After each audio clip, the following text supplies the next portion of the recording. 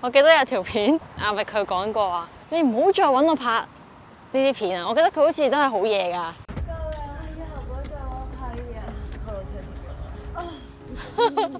我終於明啦，唔得啊！我個腦撈唔到啊！你等我一陣啊！等我一陣，我個腦撈唔到，你等我一陣，你等我背，可唔可以出片文啊？而家凌晨2點幾就嚟3點，我個腦撈唔到啊！你等我一陣。根據統計，韓國成年人工作日嘅平均睡眠時間約6.5小時，週末約7.3小時，係全球睡眠時間最短嘅國家之一。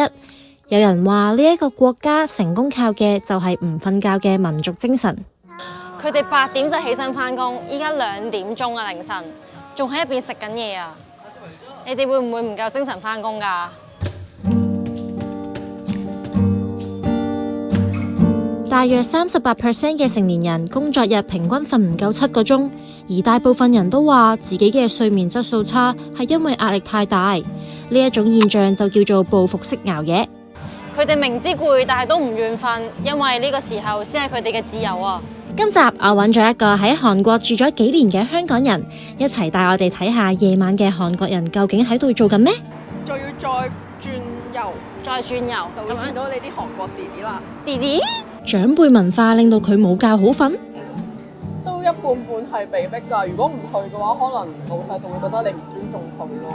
唔瞓覺仲可以點樣保持健康？唔係啊嘛？哇，好似噏味咁。係啊！究竟香港人適唔適應到韓國人嘅節奏呢？今次我哋嚟到首爾，試下唔瞓一晚，揾出真相。希望我唔會覺得擺喺條街度啦。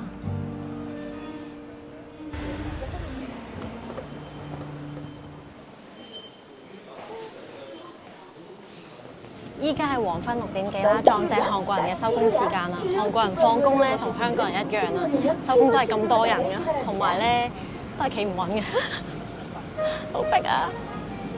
你自己有冇放過工？梗係有啦，之前試過返10收7，跟住就係同人哋逼地鐵。我發現啲韓國人咧收工時間都係7點左右。曾經有報道話，韓國國民嘅平均睡眠時間只有5個鐘咁誇張。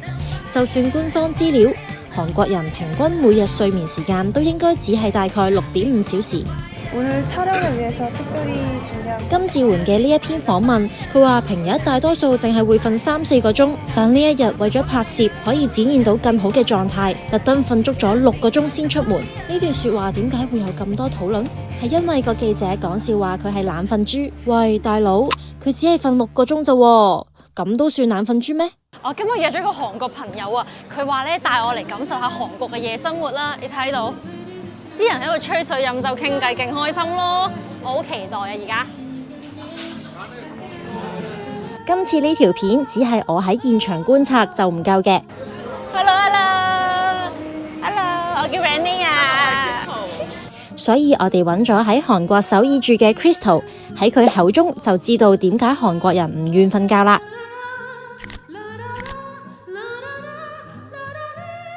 你做咩今日帶我嚟食燒肉嘅？因為翻工都成日嚟食咯。不過呢個幾好食㗎，一星期點都會有一次喎。因為佢哋都好中意叫啲同事一齊嚟，我哋叫做 fest 咁樣去食飯咯。因為佢哋前輩文化好嚴重咧，咁可能我哋有陣時飲酒又要另歪面飲啊，又要主動斟酒啊，好多嘢都要主動去幫個上司去做。你幾多歲啊？今年？我幾多歲？我今年我諗下先，我97嘅，即係28。我99，咁我細過嚟咧，所以我就要幫你斟酒啦。哦，即係我係前輩啦，係咪？係啦，你係前輩，所以要幫你斟酒。咁一定要後輩幫前輩斟酒㗎，如果唔係會點㗎？就會唔尊重咁咯，好似我就自己斟俾自己，後輩就自己斟俾自己。係啦，跟住就咪就係啦。咁但係咧，我就要另歪面飲咯。仲要另係啦，你唔使啊，你可以望住我飲㗎。係我另歪面嘅啫。數嘅。大家都唔瞓覺，職場文化係其中一個主因。根據韓國勞動部數據，每名韓國打工仔每年平均工作時間超過1900個小時，比歐洲國家多咗成1/3。佢哋好多 supplement 可以解咒咯，變相就算佢哋夜晚飲到好夜，跟住之後醉咗，咁可能佢哋去便利店買啲解酒supplement咧，咁第二日就可以正常翻工噶啦。韓國同香港一樣，加班文化非常普遍。就算政府推行咗每週最多工作52小時嘅上限，依然有調查顯示大公司有過半員工都係習慣性加班。如果興起上嚟，可能會去到11、2點都會有個。自願性咧，定係一定要被逼，一定要去聚餐嘅？都一半半係被逼㗎。如果唔去嘅話，可能老細就會覺得你唔尊重佢咯。咁麻煩。所以好多時候我哋都會去咯，影響升職㗎。而且收工唔等於返屋企㗎，前輩話一齊去聚餐，好多時都唔可以拒絕。最後返到屋企嘅時間越拉越遲，瞓覺就變咗奢侈品。頭先飯就食完啦，仲有啲咩夜生活帶我體驗下？不如帶你睇下韓國弟弟。韓國弟弟，正啊！行啦，好。取暖，咁樣暖啲啊嘛。學佢哋先。佢係咪前面就係㗎啦？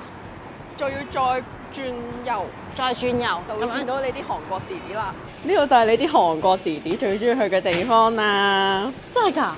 有冇佢咁靚仔先？有冇咁靚仔就唔知，但係全部都係乖仔。好好啊，行啦。好。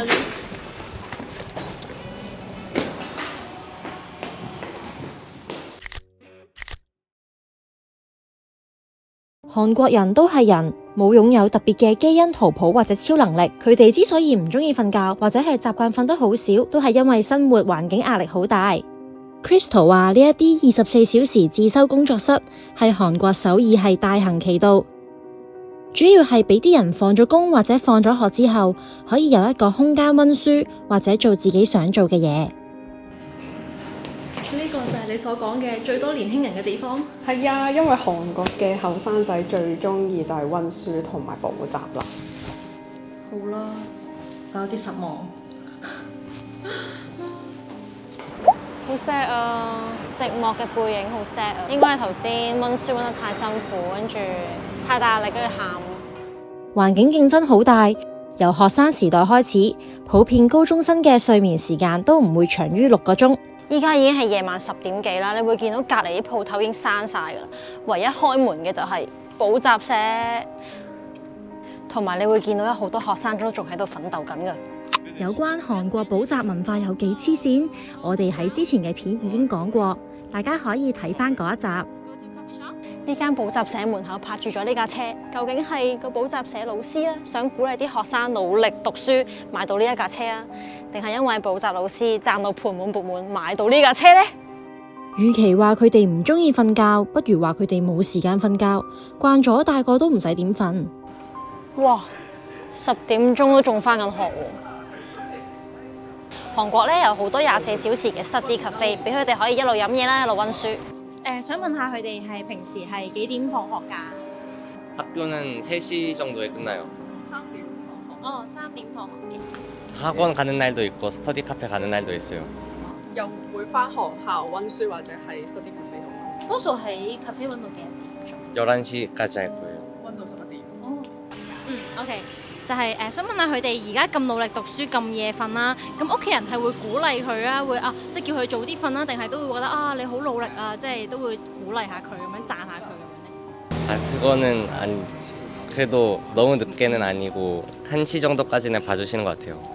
佢話如果太夜都唔得，1點左右都 OK。作為年輕人或者小朋友，1點鐘算唔算夜瞓呢？不如大家留言討論一下。抄牌。yes。비상인데? 비상인데? 覺得太可能覺得好多人 subscribe 咯。Like and subscribe。喂，我上網見過呢個喎，我想試下。 자, 내가 보여줄게 이거. 에이. 자, 1, 2, 3. 자, 1, 2, 3。 7번. 자, 해봐. 이. 예. 1. 자, 이런 식으로. 어? Yeah! 원. Hey! 點解唔得嘅？ 예. 그렇다. 好難㗎發現。 자, 과감하게. 한 번 더.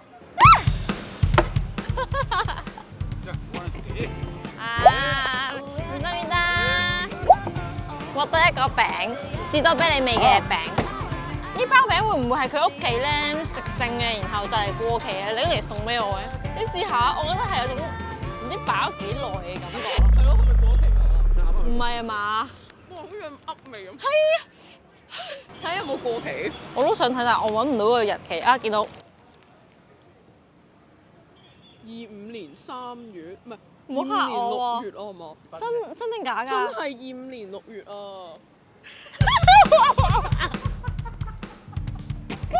真係25年6月啊！你望下，25年6月啊！我仲食咗一啖啦，唔好食啦，擺翻落嚟啦，抌咗佢啦。一個城市繁唔繁榮，睇下夜晚條街有幾多人就知㗎啦。係居水馬龍，係咪叫居水馬龍？依家咧就係凌晨2點鐘啦 ，Crystal 帶咗我嚟食一間刨冰啊！我想問下，點解韓國人咧喺咁夜嘅時候咧都會有人嚟食嘢？因為佢哋做嘢做到成日做到咁夜，做到2、3點，淨係可以喺呢個時間度有啲 me time 食下嘢，同啲朋友傾下偈咯。係咪即係好似後面嗰台咁啊？係啊。네. 왜? 손님 많냐고요? 頭先問咗老闆娘點解佢可以開到凌晨3點咁夜啦，佢話冇原因，因為對於佢嚟講咧，凌晨3點係唔算夜啊嘛，咁所以係咯，冇原因咯，慣咗啊嘛佢。 매출이 그나마 유지가 돼서? 아, 네네. 이해됐어요? Crystal 你知唔知咧？其實我以前咧，我翻過韓國餐廳啦，我係識整冰喎。佢呢啲牛奶冰咧，就係將啲牛奶倒落部機度，然後攞個碗咁樣等啲冰跌落嚟咯。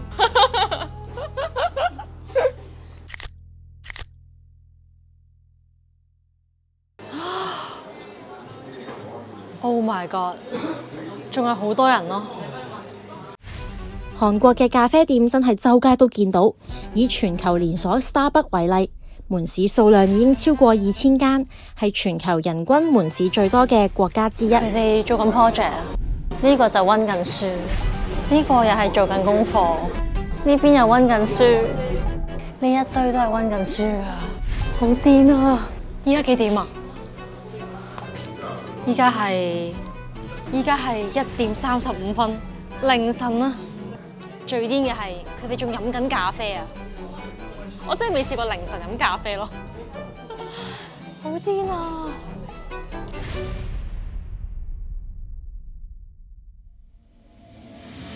平時我喺香港大概係晏晝3點前就一定係飲晒佢噶啦，3點打後就唔會再飲咖啡，因為我會瞓唔着覺噶。我試過有一次3點後飲咖啡咧，我係成晚都瞓唔着咯。但我而家飲緊，而家係凌晨1點幾。點解要咁做咧？融入當地文化啊嘛。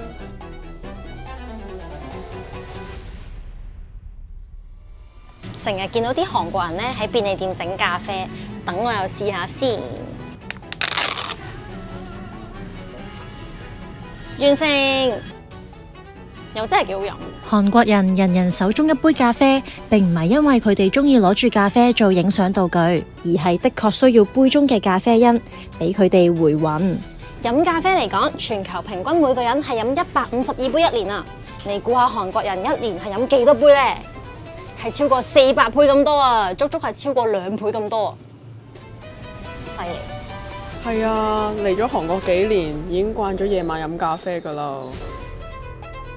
最後我仲要知道佢哋凌晨都要飲咖啡去吊命，第2日又要勁早起身繼續返工，又要飲咖啡去吊命，我覺得真係好慘啊！ 9시. 아, 9시요? 네. 佢話9點返工。 9點返工？係啊，9點返工啊。저 8시 출근.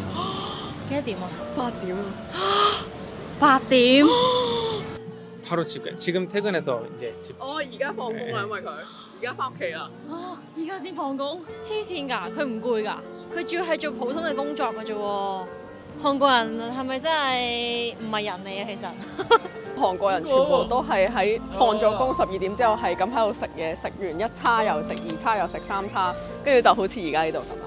因為又成日飲酒啦，又成日唔瞓覺啦，所以韓國人患呢一個大腸癌同心臟病嘅機會率咧係非常之高嘅。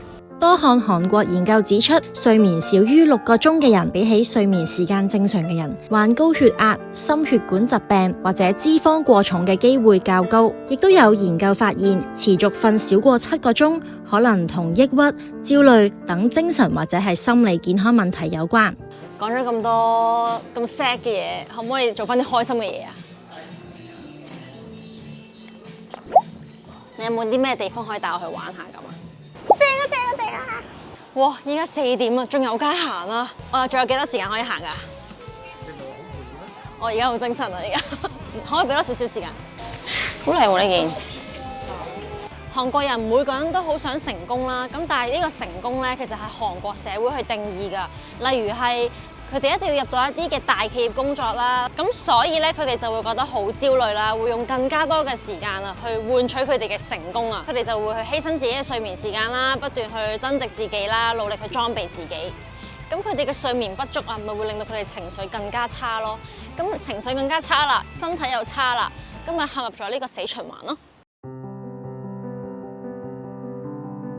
一啲殘忍嘅數據，韓國人整體幸福指數係全球倒數第2，焦慮症患者10年內增長超過70%，成人中約1/3有高血壓或者前高血壓，男性患病率達35%，女性大概25%。依家係差唔多4點啊，清晨4點，好想瞓覺啊！收得工未啊？收工未啊？好攰啊！下次呢啲咁辛苦嘅嘢唔好揾我啦。Sam 去。值得我哋反思嘅係，有時我哋讚一個地方嘅人好搏命，呢一個精神令到社會進步繁榮。但如果要用健康去換取嘅繁榮，其實又值唔值得呢？好攰啊！就嚟5點啦，你可唔可以俾我瞓啊？我終於知道點解韓國人咁中意拍喪屍片，因為本身佢哋嘅生活就好似喪屍咁咯。你有冇 feel 到把聲已經係攰到咧係沙晒啦？我而家行路都勁似喪屍啊！好攰啊！依家係凌晨5點啊！